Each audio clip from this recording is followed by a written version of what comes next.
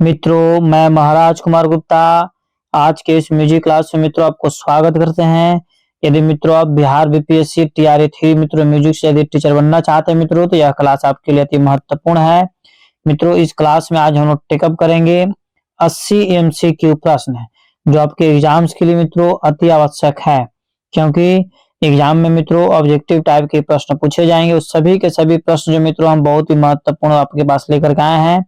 मित्रों, एक चीज आपको बताते चले कि इस चैनल पर मित्रों प्रतिदिन सुबह 8 बजे मित्रों म्यूजिक के क्लास लिए जाते हैं, तथा रात्रि 8 बजे मित्रों शाम में जो मेरा न्यू चैनल है दक्ष म्यूजिक क्लासेस मित्रों, उस पर भी संगीत के क्लास चलाए जाते हैं। अतः बिना समय गवाए मित्रों आज के प्रथम प्रश्न पर हम लोग चलेंगे। और एक चीज मित्रों आपको जरूर बोलेंगे हम कि सभी क्वेश्चन का आंसर आप कमेंट्स में जरूर दिया कीजिए। इससे फायदा आपको है कि 100% आपको याद हो जाएगा। तो मित्रों, आज का पहला प्रश्न है कि बृहदेशी में जाति के कितने लक्षण वर्णित है। जो बृहदेशी ग्रंथ है जिसके लेखक मतंग साहब है, तो मित्रों बताइए कि बृहदेशी में जाति के कितने लक्षण वर्णित है। ए में आपका मित्रों 16 है, बी में 18 है, सी में 8 है और डी में आपका 10 है। बताइए मित्रों क्या आंसर होगा। फटाफट मित्रों कमेंट्स में आंसर आप दिया कीजिए कि बृहदेशी में जाति के कितने लक्षण मित्रों वर्णित है। तो बृहदेशी में जाति के जो है 10 लक्षण वर्णित है, अर्थात ऑप्शन नंबर डी क्या है, सही है। अगला प्रश्न दोस्तों कि जाति गायन का प्रचार किस काल में था। जाति गायन का प्रचार किस काल में था। तो मित्रों ए में आपका ऑप्शन है भारत खंडे काल में, बी में आपका भरत काल में, सी में आपका पूर्व वैदिक काल में और डी में मित्रों इनमें से कोई नहीं। बताइए मित्रों क्या आंसर होगा कि जाति गायन का प्रचार किस काल में था। तो मित्रों फटाफट अब कमेंट्स में आंसर दिया कीजिए। तो मित्रों इस प्रश्न का जो आपको आंसर हो जाएगा, आपको ऑप्शन नंबर बी मतलब भरत काल में। जाति गायन का प्रचार प्रसार किस काल में था, तो भरत काल में मित्रों। अगला प्रश्न है दोस्तों कि जिस स्वर से जाति गायन का आरंभ होता था उस स्वर को क्या कहा जाता था। ठीक है, जिस स्वर से जाति गायन का आरंभ होता था उस स्वर को क्या कहा जाता था मित्रों। तो ए में आपका ऑप्शन है तार स्वर, बी में है वादी स्वर और मित्रों सी में आपका गृह स्वर और डी में है संन्यास स्वर। बताइए मित्रों क्या आंसर होगा। मित्रों फटाफट आंसर दिया कीजिए कि जिस स्वर से जाति गायन का आरंभ होता था उस स्वर को मित्रों हम लोग गृह स्वर बोला जाता है। क्या बोला जाता है, गृह स्वर। इस प्रकार मित्रों इस प्रश्न का आंसर आपको सी नंबर सही है। अगला प्रश्न दोस्तों कि जिस स्वर पर जाति गायन के मध्य भाग की समाप्ति होती थी यह स्वर क्या कहलाता था। ठीक है मित्रों, जिस स्वर पर जाति गायन के मध्य भाग की समाप्ति होती थी यह स्वर क्या कहलाता था। तो मित्रों ए में आपको ऑप्शन है न्यास, बी में है अपन्यास, सी में मित्रों अल्पत और डी में है अंश। बताइए मित्रों क्या आंसर होगा। तो मित्रों इस प्रश्न का आंसर आपको हो जाएगा अपन्यास, मतलब बी नंबर ऑप्शन क्या है, सही है। इस प्रकार मित्रों अगले प्रश्न पर हम लोग चलेंगे। सभी प्रश्नों को मित्रों फटाफट आंसर इसलिए बताया जा रहा है क्योंकि समय कम है। तो मित्रों अगला प्रश्न है कि स्वरों का यह समूह जिसके द्वारा राग विस्तार किया जाता है क्या कहलाता है। स्वरों का यह समूह जिसके द्वारा राग विस्तार किया जाता है क्या कहलाता है मित्रों। ए में आपका गमक है, बी में आपका कन है, सी में आपका तान है और डी में मिंड है। बताइए मित्रों क्या आंसर होगा। सभी प्रश्न मित्रों अति आवश्यक है। तो मित्रों स्वरों का यह समूह जिसके द्वारा राग का विस्तार होता है उसको तान बोलते हैं। क्या बोलते हैं, तान। मतलब ऑप्शन नंबर सी मित्रों क्या है, सही है। इस प्रकार मित्रों अगले प्रश्न की ओर हम लोग चलेंगे कि भारत के अनुसार ऑडो एवं साडो, यहाँ पर लिखाएगा ऑडो एवं साडो। ठीक है, ऑडो एवं साडो स्वर सप्तक क्या कहलाता था। भरत साहब के अनुसार ऑडो एवं साडो सप्तक क्या कहलाता था। तो ए में आपका मित्रों ग्राम है, बी में आपका मित्रों मूर्छना है, सी में आपका तान है और डी में आपका जाति है। बताइए दोस्तों क्या आंसर होगा। तो मित्रों इस प्रश्न का आंसर आपको हो जाएगा कि भरत के अनुसार ऑडो और साडो स्वर सप्तक को मित्रों तान बोला जाता था। ठीक है, इस प्रकार आंसर क्या हो जाएगा, सी नंबर। अगला प्रश्न मित्रों कि महर्षि भरत ने कुल मिलाकर कितनी प्रकार की तानों का वर्णन किया है। मतलब कहने का है कि महर्षि भरत ने कुल मिलाकर कितनी प्रकार की तानों का वर्णन किया है मित्रों? तो ए में आपका 83 है, बी में 84 है, सी में 86 है और डी में 85 है। बताइए मित्रों क्या आंसर होगा कि महर्षि भरत ने कुल मिलाकर कितनी प्रकार की तानों का वर्णन किया है? तो मित्रों इस प्रश्न का आंसर आपको हो जाएगा 84, मतलब बी नंबर आंसर क्या है? सही है। इस प्रकार मित्रों अगले प्रश्न की ओर हम लोग चलेंगे कि जिस तान में स्वरों का सीधा प्रयोग होता है उसे क्या कहते हैं? जिस तान में स्वरों का सीधा प्रयोग होता है उसे क्या कहते हैं? सपाट तान, झूठ तान, बोल तान या कूट तान?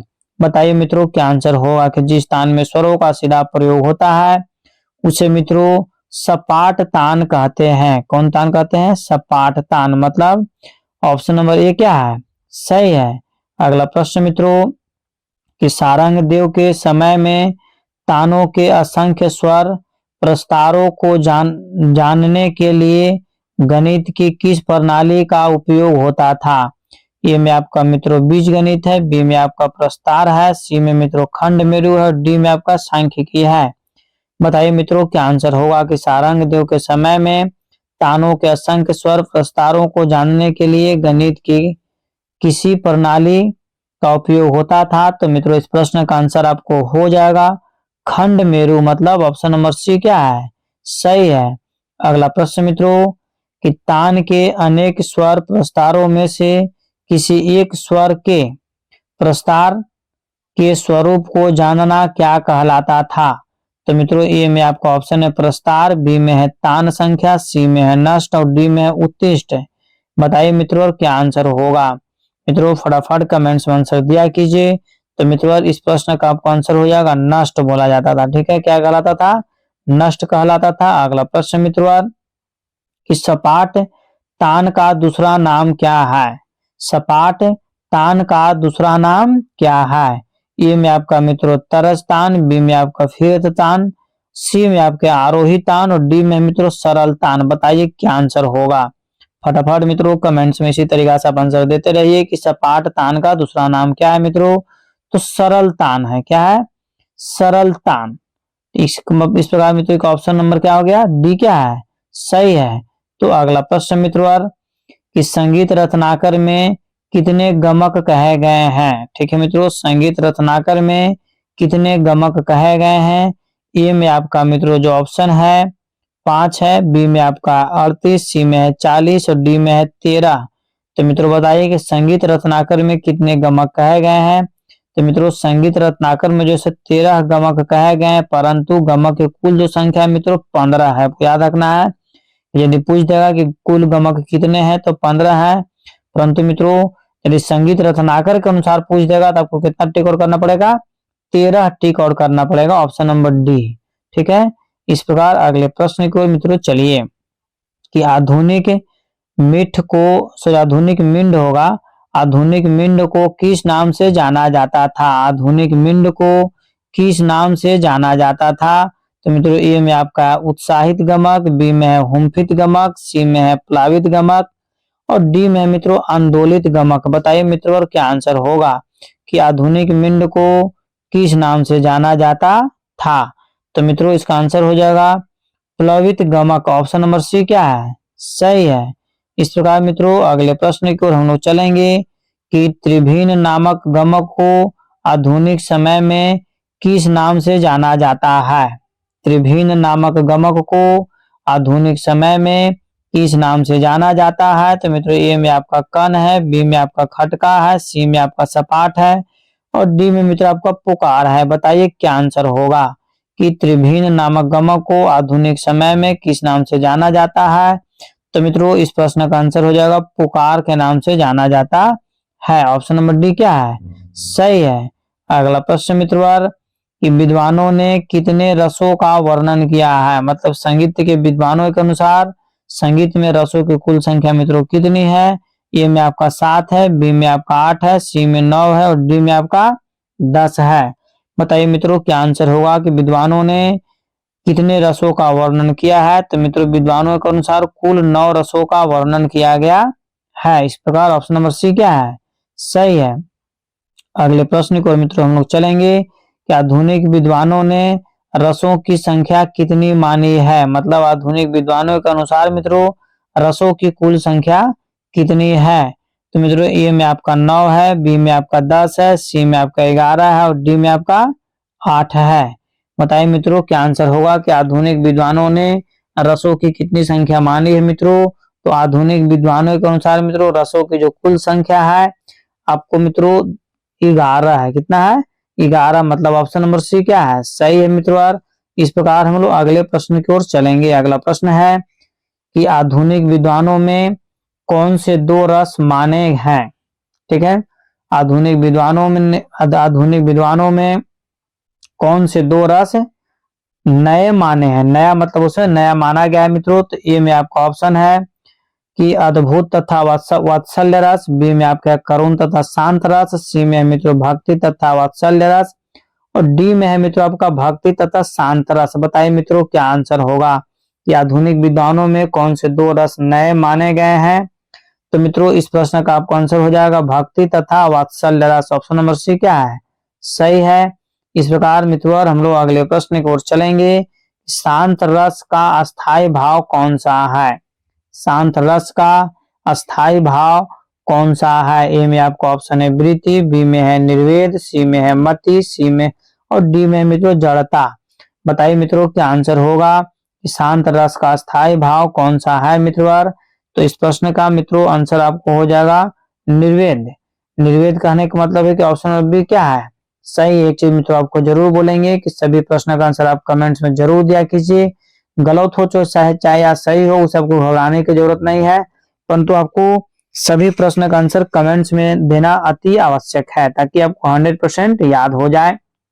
अगला प्रश्न मित्रों कि किस रस को रसराज के नाम से जाना जाता है? किस रस को रसराज के नाम से जाना जाता है? तो मित्रों ए में आपका शांत रस, बी में श्रृंगार रस, सी में मित्रों करुण रस और डी में आपका हास्य रस। बताइए मित्रों क्या आंसर होगा कि किस रस को रसराज के नाम से जाना जाता है? तो मित्रों इस प्रश्न का जो आपको आंसर हो जाएगा श्रृंगार रस को। श्रृंगार रस को रसराज के नाम से जानते हैं। अगला प्रश्न मित्रों जो कि बेहद महत्वपूर्ण है कि तृतीय सारना द्वारा हमें कितनी श्रुतियां मिलती है? तृतीय सारना द्वारा हमें कितनी श्रुतियां मिलती है? फटाफट मित्रों कमेंट्स में आप आंसर जरूर दिया कीजिए। और इस प्रश्न मित्रों ऐसा है कि आपको 100% कंफ्यूज एग्जाम में कर देगा। आज आपको हम क्लियर कर दे रहे हैं कि तृतीय सारना द्वारा हमें कितनी श्रुतियां मिलती है। तो मित्रों आपको बताते चलें कि कुल तृतीय सारना द्वारा जैसे 6 श्रुतियों मित्रों मिलती है। मतलब ऑप्शन नंबर सी क्या है? सही है।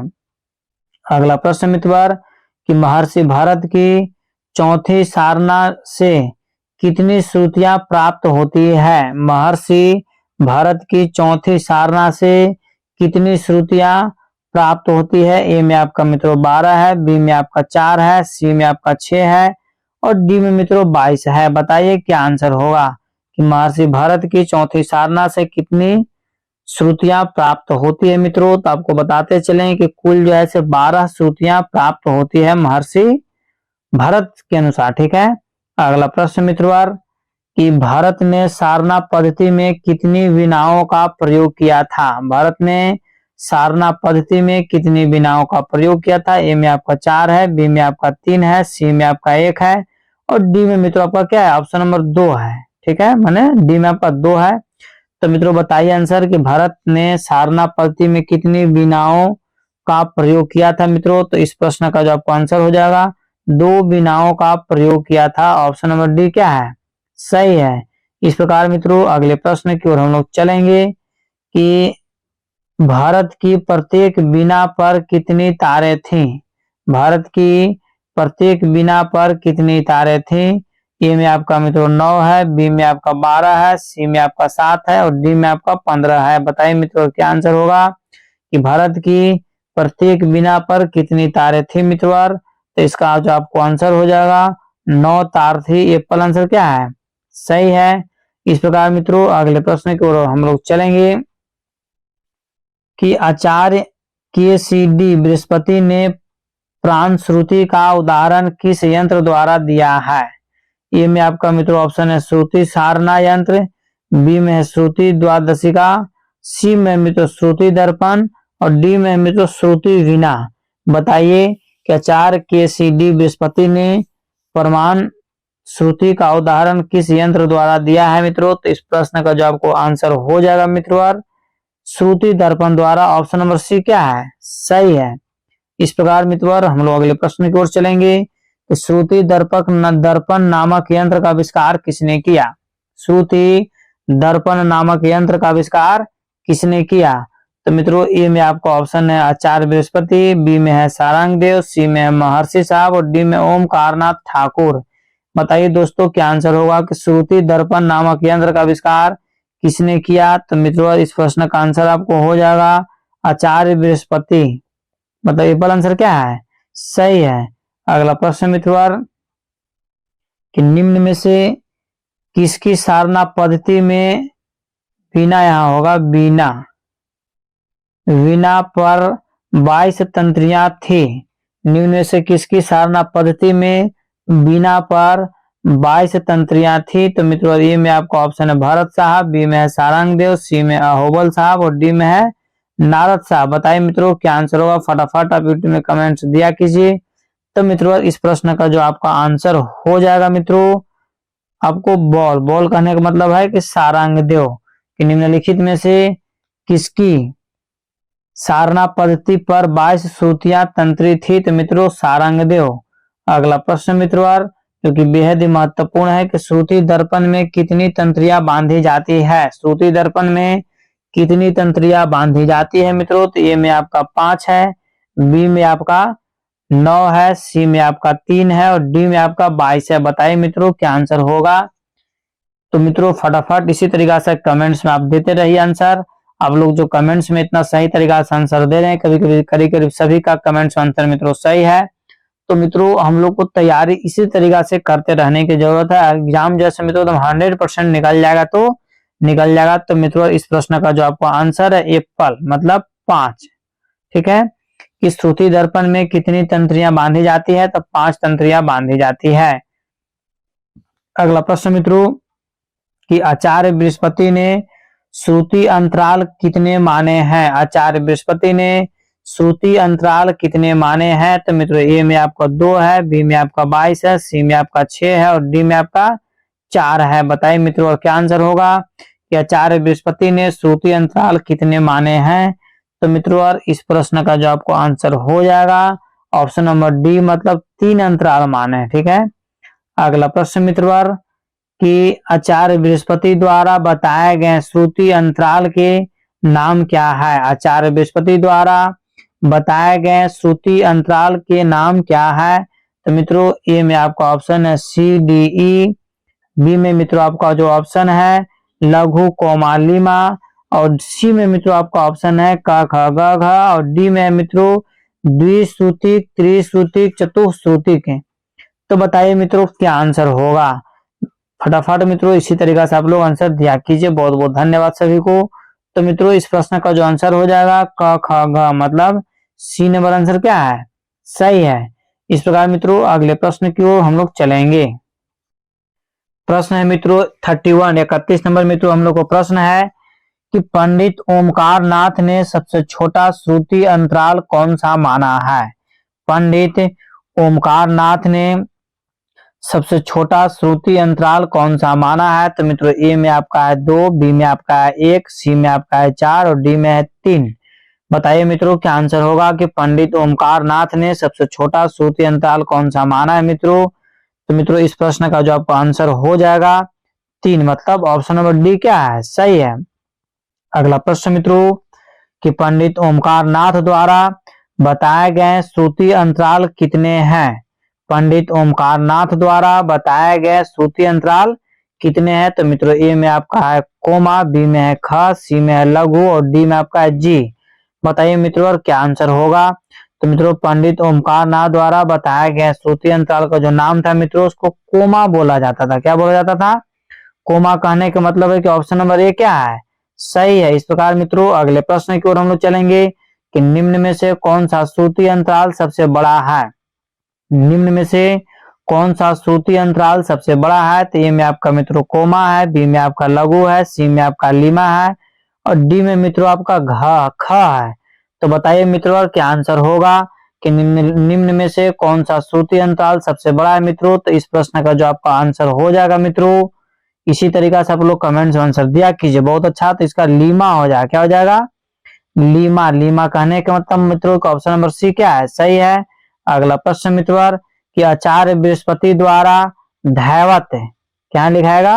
धैवत लिखाएगा, धैवत स्वर की निम्न में से कौन सी श्रुतियां हैं? ठीक है मित्रों, तो मित्रों बताइए कि इनमें से कौन जो है कि आचार्य बृहस्पति द्वारा धैवत स्वर की निम्न में से कौन सी श्रुतियां हैं मित्रों? तो इस प्रश्न का जो आपका आंसर हो जाएगा क ख ग, रेगुलर चलता है क ख ग। और मित्रों डी भी मित्रों क ख ग ही है। इस प्रकार जैसे बी या फिर डी, दोनों आंसर क्या है? सही है। ठीक है मित्रों, नहीं सॉरी गलत हो जाएगा, सिर्फ जैसे बी ही आंसर होगा मित्रों। क्या होगा? बी ही आंसर सिर्फ रेगुलर है, क्योंकि रेगुलर इसमें चलता है क ख ग, क ख ग। तो बी आंसर मित्रों क्या इसका है? सही है। ठीक है, इस प्रकार मित्रों अगले प्रश्न की ओर हम लोग चलेंगे कि आचार्य बृहस्पति द्वारा दी गई पद्धति स्वर की 4 श्रुतियां का क्रम क्या है? मतलब आचार्य बृहस्पति द्वारा दी गई जो 4 श्रुतियां जिन्होंने एक क्रम में दिया था, वो कौन सा क्रम है? बताइए मित्रों क्या आंसर होगा। तो मित्रों जो क्रम जो आचार्य बृहस्पति देव दिए थे क ग ख ग, ठीक है मित्रों, ग क ख और ग, मतलब ए पर आंसर क्या है? सही है। इस प्रकार मित्रों अगले प्रश्न की ओर हम लोग चलेंगे कि पंडित ओमकार नाथ ठाकुर ने पंचम स्वर की श्रुतियां का क्रम क्या रखा है? पंडित ओमकार नाथ ठाकुर ने पंचम स्वर की श्रुतियों का क्रम क्या रखा है मित्रों? तो फटाफट मित्रों इसी तरीका से आप लोग कमेंट्स में आंसर दिया कीजिए। तो मित्रों इस प्रश्न का आंसर आपको हो जाएगा सबसे पहले कोमा, फिर लघु, लीमा, उसके बाद फिर कोमा, मतलब ऑप्शन नंबर सी क्या है? सही है मित्रों। अगला प्रश्न मित्रों, कुल हम लोग 80 प्रश्न लेकर के आए मित्रों, क्योंकि एग्जाम में जैसे बीपीएससी टीआरए 3 मित्रों 80 प्रश्न पूछेंगे, उसी के मद्देनजर मित्रों देखते हुए 80 प्रश्न हम भी लाना शुरू कर दे मित्रों। अब प्रतिदिन सुबह 8 बजे क्लास को जरूर ज्वाइन करें। प्रश्न मित्रों 37 नंबर कि संगीत को शिल्प की संज्ञा किस ग्रंथकार में दी गई है? ठीक है मित्रों, संगीत को शिल्प की संज्ञा किस ग्रंथ में दी गई है? तो मित्रों ए में आपका महाभारत है, बी में आपको कौपितिक ब्राह्मण है, सी में आपका उपनिषद है और डी में नाट्य शास्त्र है। बताइए मित्रों क्या आंसर होगा कि संगीत को शिल्प की संज्ञा किस ग्रंथ में दी गई है? तो मित्रों इस प्रश्न का जो आपका आंसर हो जाएगा कि कौपित ब्राह्मण में। ठीक है मित्रों, कौपित ब्राह्मण में, मतलब ऑप्शन नंबर बी क्या है? सत्य है मित्रों। इस प्रकार अगले प्रश्न की ओर हम लोग चलेंगे। अगला प्रश्न मित्रों कि पुराण कितने हैं? बताइए फटाफट मित्रों आंसर बताइए कि पुराण कितने हैं? 108 कि 21 कि 18 कि 51? बताइए मित्रों क्या आंसर होगा कि पुराण कितने हैं? तो मित्रों इस प्रश्न का आपको आंसर हो जाएगा पुराण कुल 18 है। कितना पुराण है? 18, मतलब ऑप्शन नंबर सी क्या है? सही है मित्रों। अगला प्रश्न है कि सामवेद में प्रयुक्त अधिकतर मंत्र किसने संग्रहित है? ठीक है, सामवेद में प्रयुक्त अधिकतर मंत्र किसमें संग्रहित है? तो ए में मित्रों आपका ऑप्शन है ऋग्वेद में, बी में है गंधर्व वेद में, सी में मित्रों आपका पुराण में और डी में मित्रों उपनिषद में। तो मित्रों फटाफट आप आंसर बताया कीजिए। सबसे पहले मित्रों बता दें कि किस वेद में मित्रों यहाँ पर पूछे रहा है। इसमें गंधर्व वेद को तो कोई है ही नहीं है, पुराण कोई वेद है ही नहीं है, उपनिषद कोई वेद है ही नहीं है, अर्थात ऋग्वेद ही मित्रों इसका आंसर क्या हो जाएगा? सही हो जाएगा, एप्पल आंसर। ठीक है, दिमाग लगाइएगा तो फटाफट आपसे बन जाएगा, थोड़ा थोड़ा दिमाग लगाने की जरूरत है मित्रों। अगला प्रश्न है कि ऋग्वेद में गीत के लिए किस शब्द का प्रयोग था? ऋग्वेद में गीत के लिए किस शब्द का प्रयोग था मित्रों? तो ए में आपका ऑप्शन है गीतक, बी में है गीतिका, सी में है गीत और डी में है गिर। बताइए मित्रों क्या आंसर होगा कि ऋग्वेद में गीत के लिए किस शब्द का प्रयोग था मित्रों? तो इस प्रश्न का मित्रों आपको आंसर हो जाएगा गिर हो जाएगा, मतलब ऑप्शन नंबर डी क्या है? सही है। इस प्रकार मित्रों अगले प्रश्न की ओर हम लोग चलेंगे कि गीत तथा उसकी धुन के लिए ऋग्वेद में क्या सही संज्ञा थी? गीत तथा उसकी धुन के लिए ऋग्वेद में क्या सही संज्ञा थी मित्रों? तो ए में आपका है धुन, बी में है गिर, सी में है मित्रों साम और डी में है संगीत। बताइए मित्रों क्या आंसर होगा कि गीत तथा उसकी धुन के लिए ऋग्वेद में क्या सही संज्ञा थी मित्रों? तो इस प्रश्न का जो मित्रों आपको आंसर हो जाएगा साम हो जाएगा। क्या हो जाएगा? साम कहने का मतलब ऑप्शन नंबर सी क्या है? सही है। अगला प्रश्न मित्रों कि सामगान के मुख्य गायकों को क्या कहा जाता था? सामगान के मुख्य गायकों को क्या कहा जाता था? तो मित्रों ए में आपका ऑप्शन है साम गायक, बी में है उद्वकर्ता और सी में मित्रों प्रधान और डी में उदागता। तो बताइए मित्रों क्या आंसर होगा कि सामगान के मुख्य गायक को क्या कहा जाता था मित्रों? तो इस प्रश्न का जो मित्रों आपको आंसर हो जाएगा उदागता बोला जाता था। ऑप्शन नंबर डी क्या है? सही है। इस प्रकार मित्रों अगले प्रश्न की ओर हम लोग चलेंगे कि वैदिक काल का सबसे मुख्य वाद्य कौन सा है?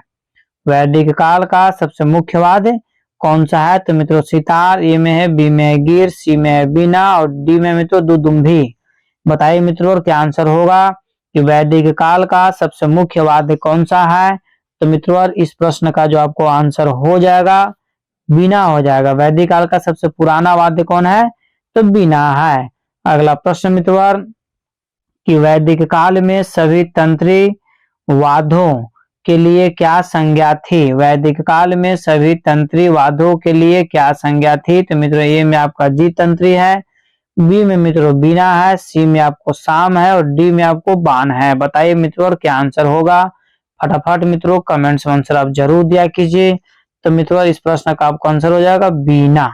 ठीक है, मतलब ऑप्शन नंबर बी क्या है? सही है मित्रों।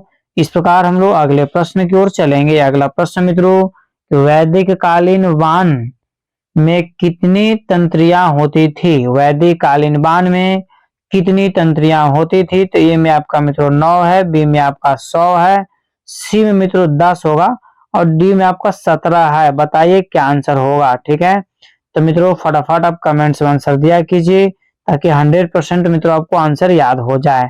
तो मित्रों इस प्रश्न का जो आपको आंसर हो जाएगा 100 हो जाएगा। 100 कहने का मतलब है कि ऑप्शन नंबर बी क्या है? सही है।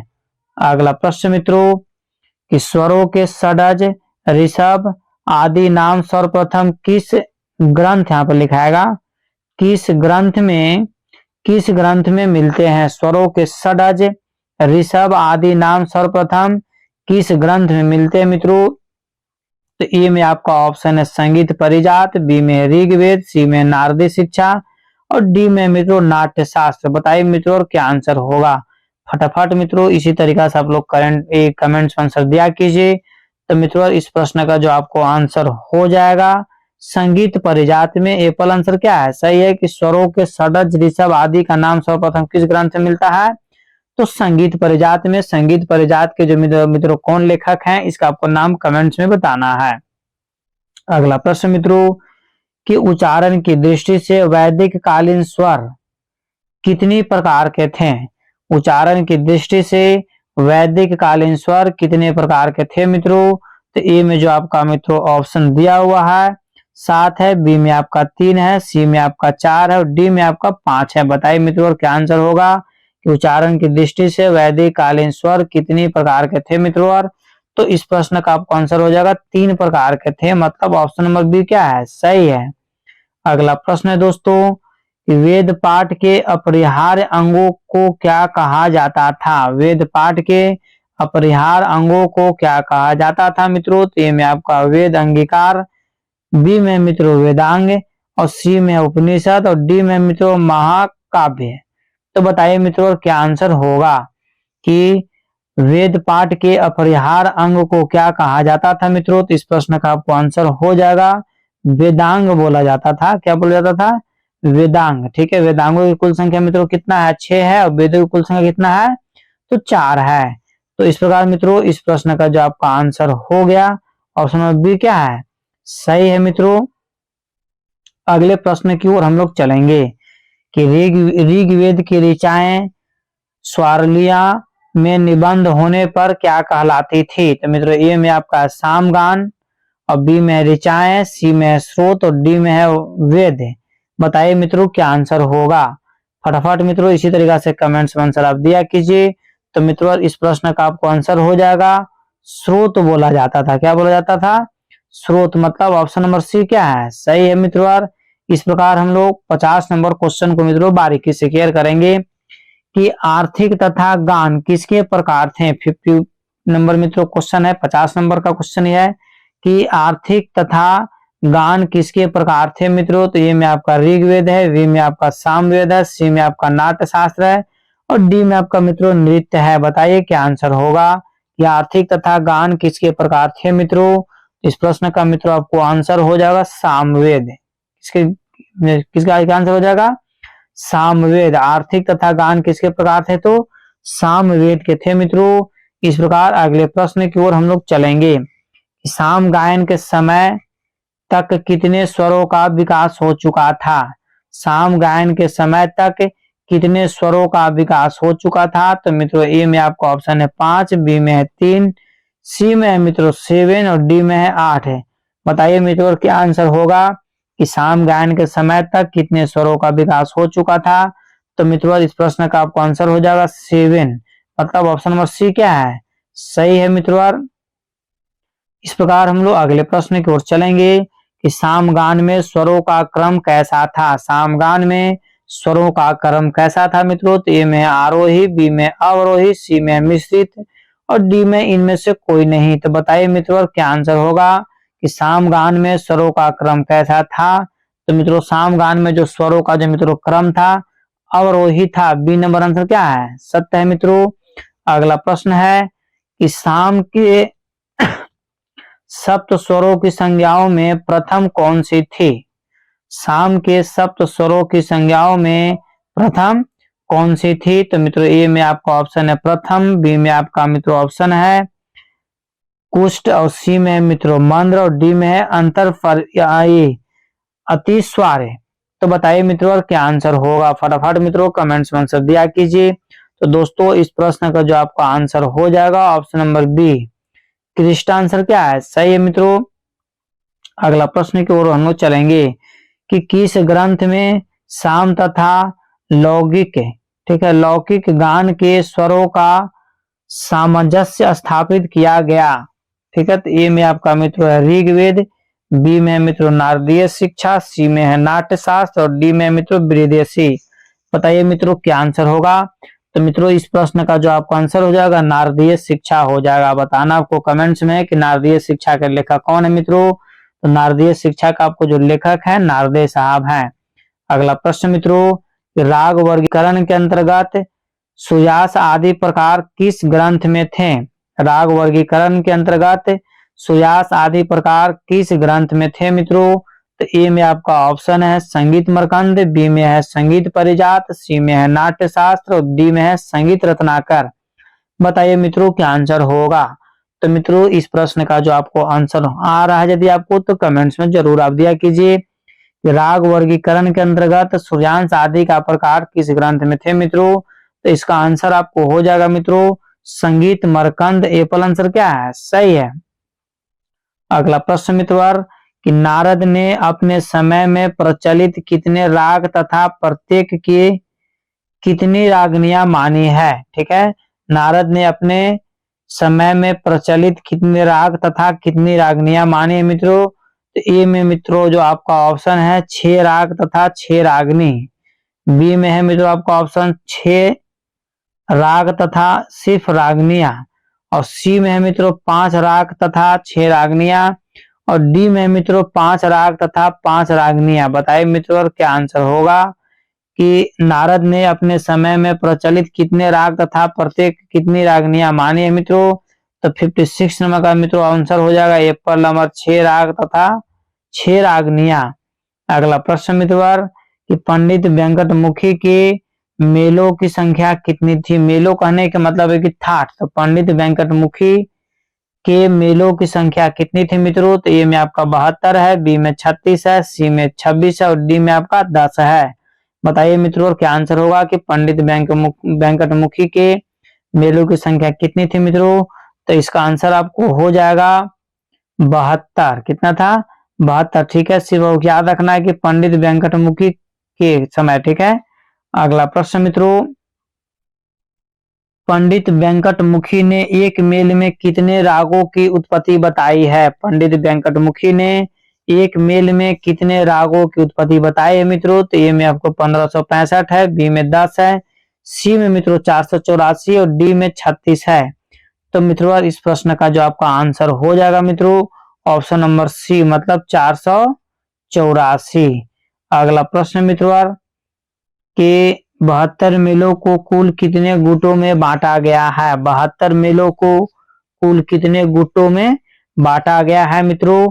तो इसका ए में मित्रों ऑप्शन है 15, बी में आपका है 2, सी में आपका है 12 और डी में मित्रों 6। तो बताइए मित्रों और क्या आंसर होगा?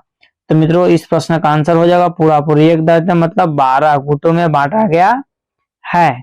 इस प्रकार मित्रों हम लोग अगले प्रश्न की ओर चलेंगे कि 72 मेलों को कुछ वर्गों में बांटा गया, इन वर्गों को क्या कहते हैं? तो ए में मित्रों आपका ऑप्शन है वर्ग ही, बी में अग्नि, सी में मित्रों चक्र है और डी में आपका श्रुति है। बताइए क्या आंसर होगा कि 72 मेलों को कुछ वर्गों में बांटा गया है, इन वर्गों को क्या कहते हैं मित्रों? तो 60 नंबर का जो मित्रों आपका ऑप्शन हो जाएगा बी नंबर मतलब अग्नि। ठीक है, अग्नि क्या है? सत्य है मित्रों। इस प्रकार अगला प्रश्न हम लोग का है कि रागांग पद्धति का जनक किसे माना जाता है? रागांग पद्धति का जनक किसे माना जाता है मित्रों? ए में आपका पंडित वेंकटमुखी, बी में है मित्रों पंडित भारत खंडे साहब, सी में है कि पंडित नारायण राव जोशी और सी में मित्रों पंडित नारायण मोरेश्वर खरे। तो मित्रों इस प्रश्न का जो आपको आंसर हो जाएगा डी नंबर। ठीक है, पंडित नारायण मोरेश्वर खरे। इस प्रकार मित्रों अगले प्रश्न की ओर हम लोग चलेंगे। अगला प्रश्न मित्रों जो कि अति महत्वपूर्ण है कि अनंत मनोहर जोशी किस घराने से संबंधित हैं? अनंत मनोहर जोशी किस घराने से संबंधित है? तो ए में आपका मित्रों आगरा घराना है, बी में आपका ग्वालियर घराना है, सी में मित्रों आपका जो है जयपुर घराना है और डी में आपका दिल्ली घराना है। बताइए क्या आंसर होगा कि अनंत मनोहर जोशी किस घराने से संबंधित है मित्रों? तो अनंत मनोहर जोशी जो है आपको मित्रों ये आपको ग्वालियर घराना से संबंधित है। ऑप्शन नंबर बी क्या हो जाएगा? सही है। घरानों में सबसे पुराना घराना कौन है? तो ग्वालियर घराना ही है। अगला प्रश्न मित्रों कि अब्दुल करीम खां किस घराने के कलाकार हैं? अब्दुल करीम खां किस घराने के कलाकार है मित्रों? तो आपको बताना है ए में आपका आगरा घराना, बी में है जयपुर घराना, सी में है किराना घराना और डी में है भिंडी बाजार घराना होगा, भिंडी बाजार घराना। ठीक है, तो मित्रों बताइए फटाफट आंसर क्या होगा कि अब्दुल करीम खां किस घराने के कलाकार थे मित्रों? तो इसका आंसर मित्रों हो जाएगा आपको किराना घराना मतलब ऑप्शन नंबर सी क्या है? सही है दोस्तों। इस प्रकार हम लोग आज के अगले प्रश्न की ओर चलेंगे। मित्रों एक चीज आपको जरूर बताएंगे कि यदि जीवन में सफल होना चाहते हैं तो मित्रों प्रतिदिन एक टारगेट पूरा कीजिए और उस टारगेट को पूरा करने में मित्रों पूरा दिन रात लगा दीजिए। आगे आने वाला समय आपका ऑटोमेटिक सही हो जाएगा। तो मित्रों प्रश्न हमारा है कि अलादियों, ठीक है अब सॉरी अलादिया होगा, अलादिया खां के घराने का नाम बताएं। अर्थात कहने का मतलब है मित्रों कि अलादिया खां का संबंध किस घराने से है? किराना घराना, पंजाब घराना, ग्वालियर घराना या जयपुर घराना। बताइए मित्रों क्या आंसर होगा कि अलादिया खां के घराने का नाम बताएं। तो मित्रों अलादिया खां के जो घराना का नाम था आपको जयपुर घराना था। ऑप्शन नंबर डी आपका मित्रों क्या है? सही है। इस प्रकार हम लोग अगले प्रश्न की ओर चलेंगे कि किशोरी अमोनकर किस घराने से संबंधित हैं? किशोरी अमोनकर किस घराने से संबंधित है? ए में आपका मित्रों है जयपुर घराना, बी में आपका है दिल्ली घराना, सी में आपका है ग्वालियर घराना, डी में आगरा घराना। बताइए दोस्तों क्या आंसर होगा कि किशोरी अमोनकर किस घराने से संबंधित है? तो मित्रों इस प्रश्न का आंसर आपको हो जाएगा जयपुर घराना। एप्पल आंसर क्या है? सही है कि किशोरी अमोनकर किस घराने से संबंधित है? तो जयपुर घराने से संबंधित है मित्रों। अगला प्रश्न है कि मोपू बाई कुड़ीकर किस घराने का गायन करती थी? मोपू बाई कुड़ीकर किस घराने का गायन करती थी? तो मित्रों एक चीज आपको बताते चलें कि आपका मिसप्रिंट है मित्रों, यहाँ पर हो जाएगा ध ध कहने के मतलब है कि आपको लिख देते मोधुबाई होगा, मोधुबाई, ठीक है, मोधुबाई। मोधुबाई जो है से वाडेकर किस घराने से संबंधित हैं? तो मित्रों दिल्ली घराना, जयपुर घराना, पंजाब घराना या ग्वालियर घराना। तो मित्रों इस प्रश्न का जो आपको आंसर हो जाएगा जयपुर घराना, ऑप्शन नंबर बी क्या है, सही है मित्रों। इस प्रकार हम लोग अगले प्रश्न की ओर चलेंगे। किराना घराने के गायक को पहचाने, किराना घराने को गायक को पहचाने मतलब इनमें से कौन से ऐसे व्यक्ति हैं, गायक हैं जिनका संबंध किराना घराना से मित्रों? तो गंगूबाई हंगल, बी में है नत्थन खां, सी में है बीडी पलुस्कर साहब और सी में गुलाम रसूल। बताइए मित्रों क्या आंसर होगा।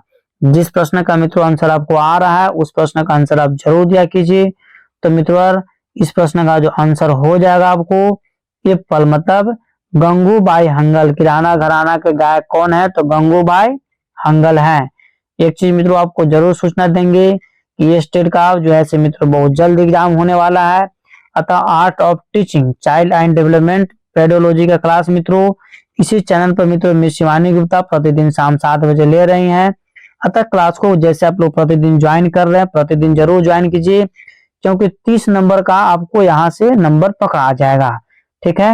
और मित्रों जो कि ये स्टेट क्वालिफाई करने के लिए बहुत ज्यादा नंबर है कि 30 नंबर यदि आपका जुड़ जाता है मेन पेपर में तो आप आराम से क्वालिफाई कर जाइएगा। तो मित्रों प्रश्न हमारा है कि गुलाम रसूल किस घराने से संबंधित हैं? गुलाम रसूल किस घराने से संबंधित है? तो मित्रों ए में आगरा घराना, बी में ग्वालियर घराना, सी में मित्रों जयपुर घराना और डी में मित्रों लखनऊ घराना। बताइए क्या आंसर होगा कि गुलाम रसूल किस घराने से संबंधित हैं? तो मित्रों आपको बताते चले कि गुलाम रसूल जो है आपको लखनऊ घराना से संबंधित रखते हैं, ठीक है। गुलाम रसूल किस घराने से संबंधित है? तो लखनऊ घराना से मित्रों। इस प्रकार अगले प्रश्न की ओर हम लोग चलेंगे कि निम्न में से आगरा घराने के कलाकार कौन है? निम्न में से आगरा घराने का कलाकार कौन है? तो ए में आपका मित्रों जो है बाबा दीक्षित, बी में आपका हीराबाई बड़ौदकर, सी में मित्रों नत्थन खां और डी में मित्रों नजाकत अली। बताइए मित्रों क्या आंसर होगा कि निम्न में से आगरा घराना का कलाकार कौन है? तो मित्रों फटाफट इसी तरीका से आप कमेंट्स में आंसर दिया कीजिए। तो मित्रों इसका आंसर आपको हो जाएगा हीराबाई बाड़ोदकर, मतलब बी आंसर क्या है, सही है। तो मित्रों इस प्रकार हम लोग आज का 70 नंबर प्रश्न पर मित्रों चलेंगे कि बाबा दीक्षित किस घराने से संबंधित हैं? बाबा दीक्षित किस घराने से संबंधित है मित्रों? तो ए में आपका हो जाएगा पटियाला घराना, बी में आपको हो जाएगा ग्वालियर घराना, सी में हो जाएगा आगरा घराना और डी में हो जाएगा दिल्ली घराना। बताइए मित्रों क्या आंसर होगा कि बाबा दीक्षित किस घराने से संबंधित हैं? तो मित्रों आपको बताते चलें कि बाबा दीक्षित जो थे मित्रों आपको दिल्ली घराने से संबंधित रखते थे, ठीक है। इस प्रकार हम लोग अगले प्रश्न की ओर चलेंगे कि राजा भैया पूंछ वाले किस घराने से संबंधित हैं? राजा भैया पूंछ वाले किस घराने से संबंधित है मित्रों? तो ए में आपका आगरा घराना, बी में है जयपुर घराना, सी में दिल्ली घराना, डी में ग्वालियर घराना। बताइए मित्रों क्या आंसर होगा। सभी प्रश्न मित्रों आपके एग्जाम्स के लिए अति महत्वपूर्ण है, इसलिए कमेंट्स में जरूर आंसर दिया कीजिए कि राजा भैया पूंछ वाले किस घराने से संबंधित है मित्रों। तो इस प्रश्न का आंसर जो आपका हो जाएगा मित्रों ग्वालियर घराना, मतलब ऑप्शन नंबर डी क्या है, सही है। इस प्रकार अगले प्रश्न की ओर हम लोग चलेंगे कि निम्न में से आगरा घराने का कलाकार कौन है? अति महत्वपूर्ण प्रश्न मित्रों कि निम्न में से आगरा घराने का कलाकार कौन है? तो मित्रों ए में जो आपका ऑप्शन है बीडी पलुस्कर, बी में विलायत हुसैन का, सी में मित्रों बाबा दीक्षित और डी में मित्रों गुलाम रसूल। तो मित्रों इस प्रश्न का जो आपका आंसर हो जाएगा विलायत हुसैन खां, मतलब ऑप्शन नंबर बी क्या है, सही है। तो अगला प्रश्न मित्रों कि राम भाव खुद बोलकर किस घराने से है? राम भाव खुद बोलकर किस घराने से है मित्रों? तो आगरा घराना, ए में बी में जयपुर, सी में किराना और डी में दिल्ली घराना। बताइए मित्रों और क्या आंसर होगा। फटाफट मित्रों कमेंट्स में आप इसी तरीका से आंसर दिया कीजिए, क्योंकि कम समय में अधिक से अधिक प्रश्न आपको तैयारी हो जाएगा। तो मित्रों इस प्रश्न का जो आपको आंसर हो जाएगा कि राम भाव खुद बोलकर किस घराने से संबंधित है मित्रों? तो किराना घराना से है। कौन घराना से है? किराना घराना मतलब ऑप्शन नंबर सी क्या है, सही है। इस प्रकार मित्रों अगले प्रश्न है कि किराना घराने के कलाकार को पहचाने। ठीक है, किराना घराने के कलाकार को पहचाने तो मित्रों ए में आपका वहीद खां, बी में है चांद खां, सी में मित्रों उस्मान खां और डी में मित्रों तानरस खान।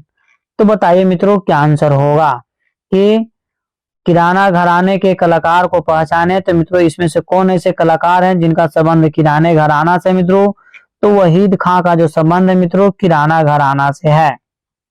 अगला प्रश्न मित्रों कि तानरस खां किस घराने से जुड़े हुए हैं, तानरस खां किस घराने से जुड़े हैं मित्रों, तो ए में आपका जो मित्रों ऑप्शन है आगरा घराना, बी में है दिल्ली घराना, सी में है मित्रों जयपुर घराना और डी में मित्रों लखनऊ घराना। बताइए क्या आंसर होगा कि तानरस खां किस घराने से जुड़े हुए मित्रों। तो आपको बताते चले कि तानरस खां जो है मित्रों आपको दिल्ली घराना से जुड़े हुए हैं। किस घराना से जुड़े हुए हैं, दिल्ली घराना से मित्रों। इस प्रकार हम लोग 76 मतलब 76 नंबर क्वेश्चन पर मित्रों हम लोग चलेंगे कि मम्मन खां के घराने का नाम बताएं। मम्मन खां के घराने का नाम बताएं, या फिर पूछ सकता है कि मम्मन खां का संबंध किस घराने से है। ए में आपका दिल्ली घराना है, बी में ग्वालियर घराना, सी में लखनऊ घराना और डी में किराना घराना है। बताइए मित्रों क्या आंसर होगा। फटाफट मित्रों इसी तरीका से आप लोग आंसर दिया कीजिए। आप लोग इतने सारे लड़कों ने एक साथ जुड़ करके इस चैनल पर पढ़ते हैं तो मित्रों सभी का रिजल्ट निश्चित रूप से हो जाए, क्योंकि सभी लोग एक दूसरे से कॉम्पिटिटिव की भावना से आप लोग पढ़ रहे हैं। अब पढ़ने का सबसे उत्तम तरीका यही है भी। तो मम्मन खां के घराने का नाम है मित्रों आपको दिल्ली घराना। ठीक है, अर्थात मम्मन खां का संबंध किस घराने से है, तो दिल्ली घराना से है मित्रों। इस प्रकार अगले प्रश्न की ओर हम लोग चलेंगे कि शक्कर खां होगा, शक्कर खां किस घराने से जुड़े हुए हैं। शक्कर खां किस घराने से जुड़े हुए हैं, तो ए में आपका मित्रों लखनऊ घराना है, बी में जयपुर घराना है, सी में पटियाला घराना है और डी में आपका मित्रों आगरा घराना है। शक्कर खां किस घराने से जुड़े हुए मित्रों, तो शक्कर खां का संबंध जो है आपको लखनऊ घराने से है। इस प्रकार मित्रों यदि आप जीवन में सफल होना चाहते हैं तो मित्रों चैनल को अभी तुरंत सब्सक्राइब कर लीजिए। ठीक है, तत्काल सब्सक्राइब मित्रों कर लीजिए। और बहुत कठिन परिश्रम के बाद मित्रों इतने सारे व्यक्ति आप लोग जैसे चैनल पर जुड़ते हैं तो लाइक भी मित्रों फटाफट वीडियो को कर दिया कीजिए, ताकि हमें भी मोटिवेट मिले। और मित्रों यदि जिस प्रकार अभी आप लोग एक ग्रुप में एक साथ रहकर पढ़ रहे हैं मित्रों, उसी समय मित्रों जब आप क्लास ज्वाइन करते हैं तो सबसे पहले कुछ सेकेंड कुछ समय निकाल करके मित्रों इस वीडियो को मित्रों स्टडी ग्रुप में तुरंत शेयर कर दिया कीजिए, ताकि सभी लोग पढ़ सके और सभी लोग बढ़ सके। ठीक है, क्योंकि जैसे आप सभी ग्रुप में इसको स्टडी ग्रुप में शेयर करते हैं मित्रों तो बहुत सारे व्यक्ति आपके साथ जुड़ जाएंगे। इससे फायदा आपको यह है कि आप आंसर देते हैं तो आप पता चलेगा कि आपका आंसर कितना सही हुआ तथा अगले व्यक्ति का आंसर कितना सही हो रहा है। और मित्रों सभी लोग आप लोग कमेंट्स में एक साथ आंसर देते हैं, इसके लिए सभी को बहुत बहुत धन्यवाद। एक चीज और मित्रों, एग्जाम जो है से एकदम बहुत नजदीक है, अतः यदि मित्रों आप पीडीएफ चाहते हैं तो दिए हुए मित्रों व्हाट्सएप नंबर पर मित्रों आप पेड कर करके 199 रुपीज मित्रों आप पीडीएफ तत्काल खरीद सकते हैं। तब तक के लिए आप स्वस्थ रहिए, मस्त रहिए। एक बार प्रेम से बोलिए भारत माता की जय।